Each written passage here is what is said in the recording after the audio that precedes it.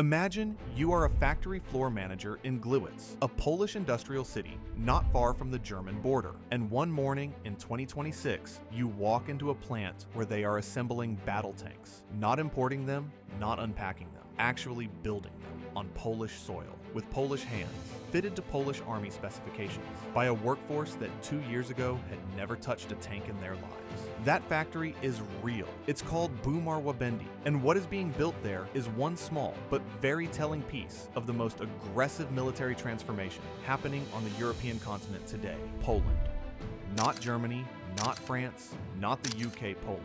The country that spent most of the 20th century being invaded, partitioned, erased from maps, and rebuilt from nothing, is now spending more on its military as a share of its economy than any other member of NATO. Not second most, not among the top 5. Number 1, 4.3% of its entire GDP in 2025 alone, planning 4.8% in 2026, with its prime minister openly talking about 5% and writing a constitutional floor for defense spending, because Poland's leadership does not want future governments to be able to walk this back. Most people, when they hear about European rearmament, think about Germany agonizing over its budget. They think about France debating nuclear doctrine. They picture slow, committee-driven conversations in Brussels.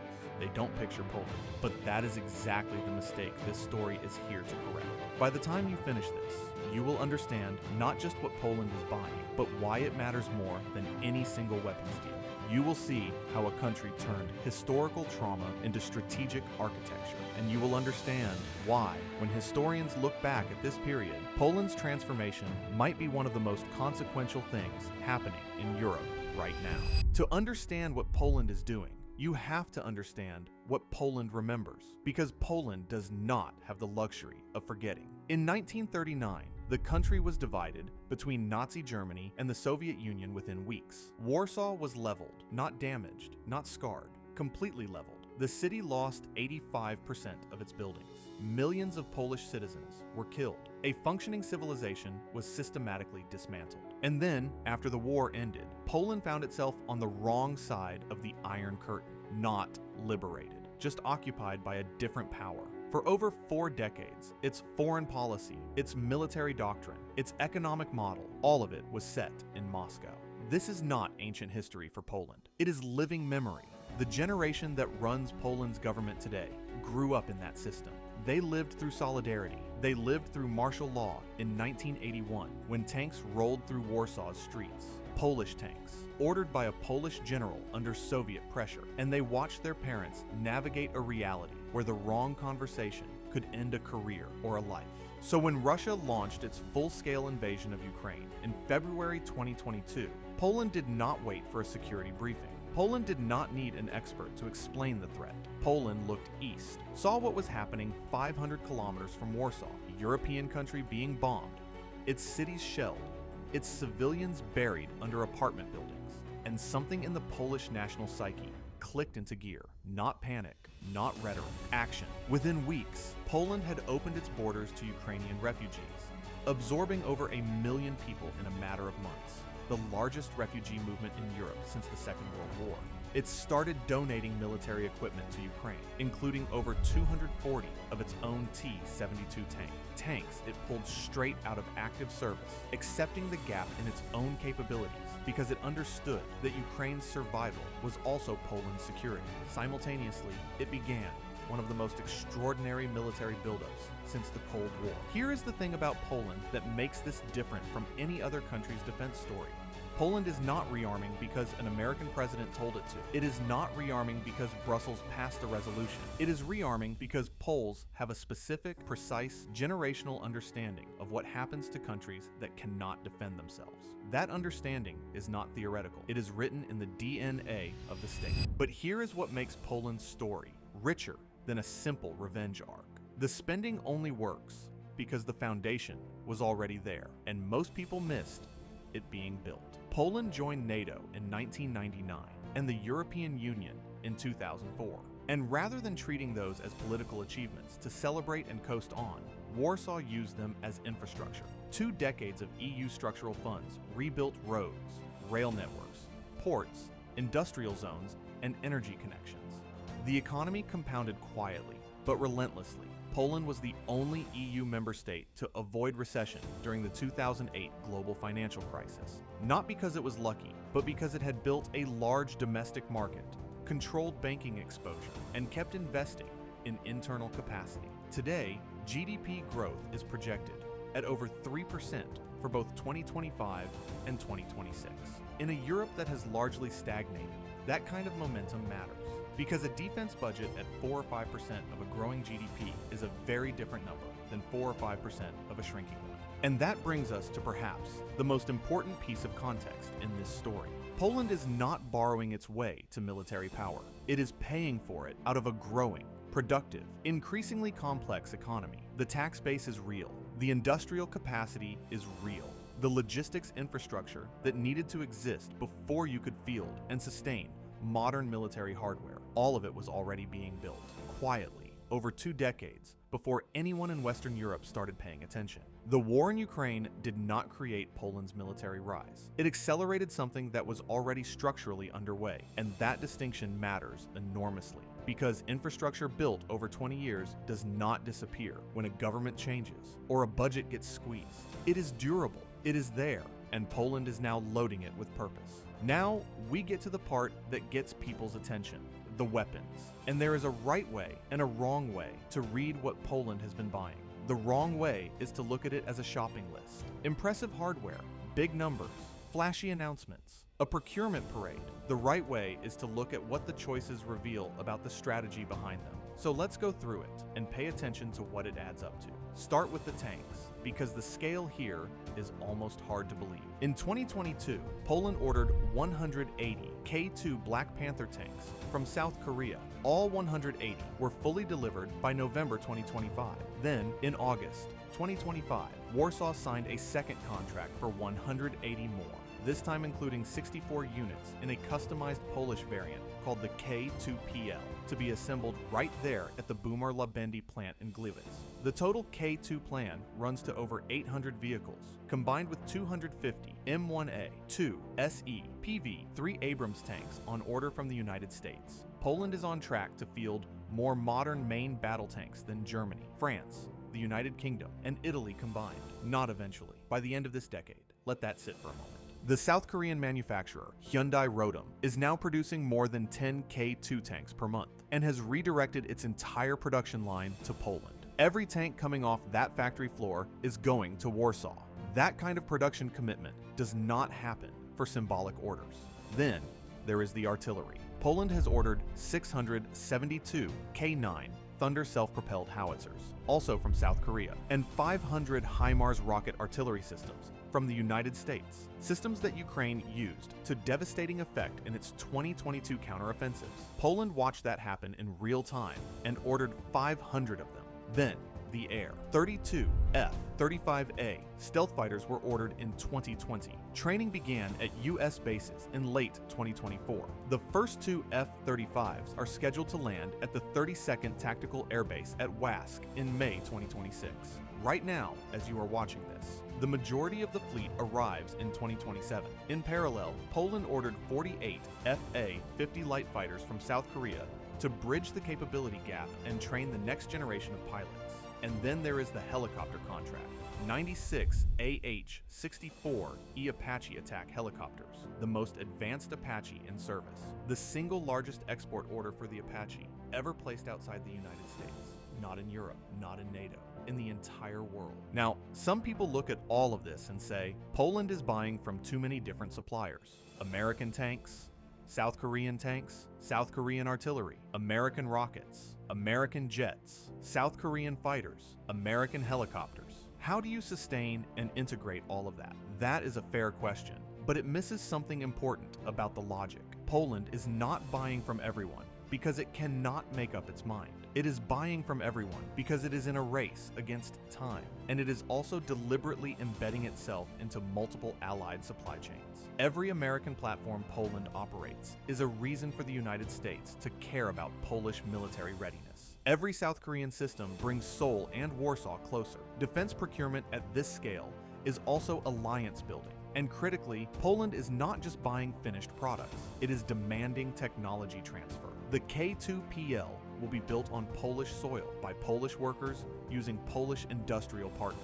The HIMARS framework includes domestic assembly. This is how you convert a procurement surge into lasting industrial capacity. It is how a country stops being a customer and starts being a producer. Poland has signed over $100 billion in defense contracts in roughly 2 years. By any historical measure, this is extraordinary, and the pace is not slowing down. Here is where Poland's military rise takes on a different dimension entirely. Because tanks and jets get attention, fortifications reveal intent. Poland shares a land border with Russia, specifically with Russia's Kaliningrad exclave, a militarized Russian enclave wedged between Poland and Lithuania on the Baltic Sea. It also shares a long border with Belarus, now effectively a satellite of Moscow.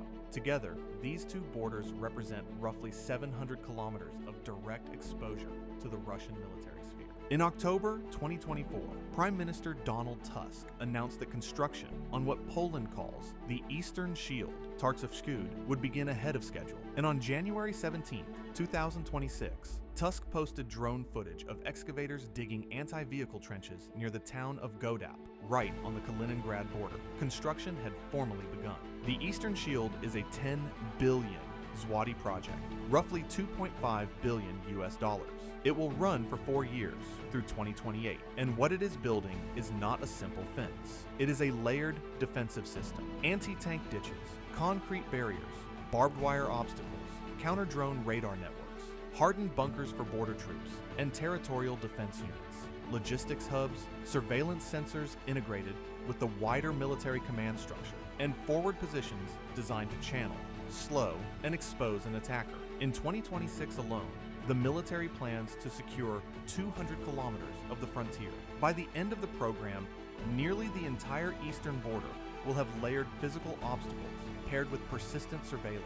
And here is the part that shows how seriously Europe is starting to take this effort. Germany has agreed to deploy engineering troops to Poland to help build the Eastern Shield, a non-combat mission confirmed in December 2025, running from mid-2026 through 2027. Think about what that image means. German soldiers digging trenches and pouring concrete on Poland's border with Russia. That is not a symbolic gesture. That is a strategic statement about where NATO's real eastern wall now lies. Poland is no longer just a transit country, a corridor, a place armies move through. It is trying to become the place armies stop. But here's the piece of the story that most English language coverage quietly glosses over, because it is the part that, if it works, changes everything. Poland wants an army of 500,000 people. Right now, it has around 215,000 active duty soldiers, already the largest military in the European Union, already NATO's third largest army. The new development plan, formally adopted in early 2026, targets 300,000 active personnel by around 2035 and 500,000 total, including a new high readiness reserve force by 2039. In 2026 alone, Poland is calling up as many as 300,000 people for military service and training, not permanently, not all at once, but cycling them through a system designed to build a mass reserve. Starting in 2027, the government plans to put 100,000 civilian volunteers through military training every single year. Prime Minister Donald Tusk went even further. He announced that Poland intends to give military training to every adult male in the country. Cabinet ministers, including Tusk himself, have agreed to undergo military training. He framed it simply: Poland is in a race for security. Poland is also considering withdrawing from the Ottawa Convention on anti-personnel mines. It has discussed nuclear sharing arrangements with NATO allies. These are not fringe positions. They are coming from the head of government of a NATO and EU member state with a growing economy and 38 million people. What you are watching is not a country buying a bigger army. It is a country reconceiving its entire relationship with national defense at every level, from the battle tank to the individual citizen. That is a much deeper shift, and it does not reverse quickly, regardless of who wins the next election. Now we get to the question that matters beyond the procurement tables and the trench digging footage. What does all of this mean? Start with the map.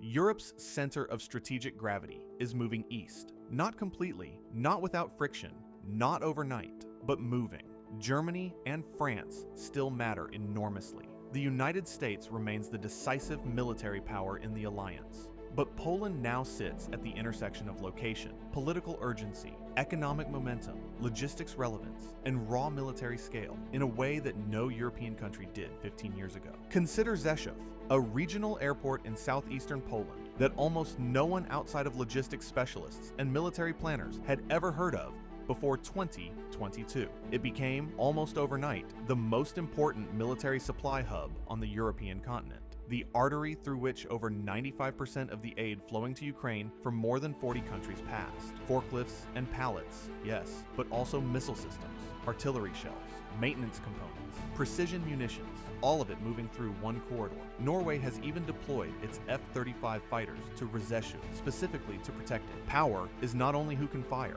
power is who controls the traffic, and Poland controls the traffic. When NATO thinks about reinforcing its eastern flank, every calculation now runs through Warsaw. Where do Allied brigades stage? Poland. Where do supply lines converge? Poland. Where are the fortifications going up? Poland. Where is the largest army in the EU? Poland. The country that used to be described in strategic terms as exposed is now the operating system for Europe's eastern defense. That changes the hierarchy, and the hierarchy change is durable. Not because Poland asked for it, but because the geography demanded it, and Poland was the only country willing to do the hard, expensive, unglamorous work of actually building what the geography required. There is, however, a real tension at the heart of this story, and it would be dishonest not to name it. Poland is spending at a pace that is creating genuine fiscal strain. The IMF projected Poland's budget deficit at around 7% of GDP in 2025, one of the largest in Europe. Public debt is climbing. Defense spending makes deficit reduction harder, not easier. Every Abrams tank that arrives needs to be fueled, crewed, maintained, and trained on for decades. Every Apache helicopter demands a training pipeline, spare engines, simulators, and experienced pilots. The Eastern Shield needs not just concrete, it needs soldiers who know how to fight on that terrain, integrated with sensors, plans, and command systems that actually work under pressure. Doing all of this simultaneously at this pace is brutally hard, and the risk of overextension is real. Too many procurement programs running at once. Too much dependency on foreign suppliers before domestic production fully catches up.